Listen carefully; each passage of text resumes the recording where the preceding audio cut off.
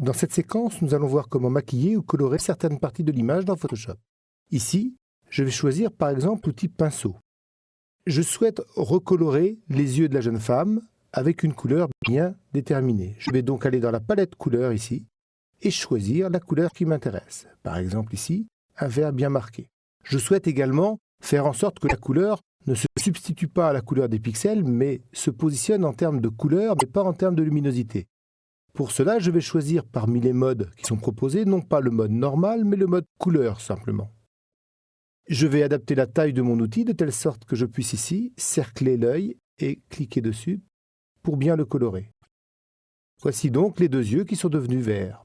On peut constater que le cerclage de l'image va probablement déborder. Je vais ici prendre le zoom, puis agrandir mon image pour m'apercevoir qu'effectivement, le travail que j'ai effectué dessus déborde largement de la zone de l'œil.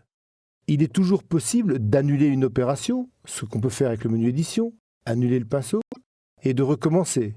Mais bien sûr, l'annulation est totale. Je vais donc réeffectuer le positionnement de l'image en revenant en arrière dans mon historique et repositionner donc ici un rond vert. Il déborde bien.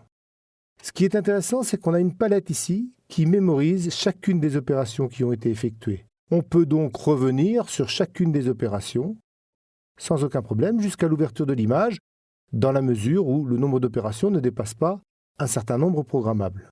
Et puis tout en haut, on a ici l'image d'origine qui est stockée.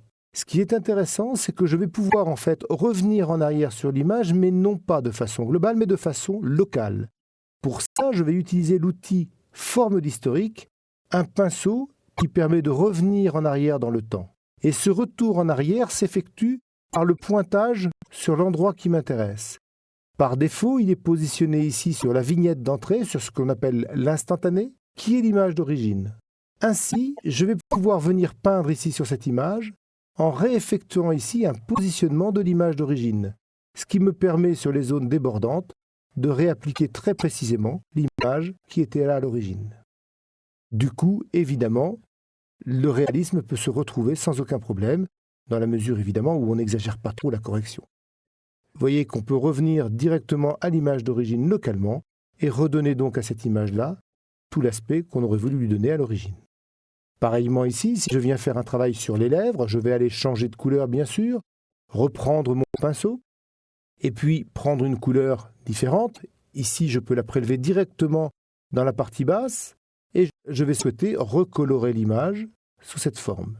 Bien sûr qu'ici, je déborde beaucoup trop par rapport à l'image. Si je peux, à l'aide du clic droit et la touche Alt ou CTRL Alt et cliquer glisser, adapter ma forme d'outil par glissement, je vais pouvoir l'ajuster effectivement, mais dans une certaine mesure, je risque de trouver quand même des zones débordantes. Je pourrais donc sans aucun problème ici reprendre l'outil forme d'historique et venir retirer le surplus de maquillage pour réajuster l'image de façon plus réaliste.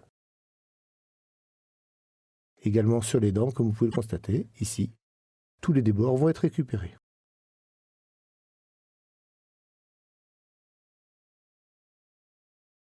Voilà donc l'image globale avec son maquillage effectué.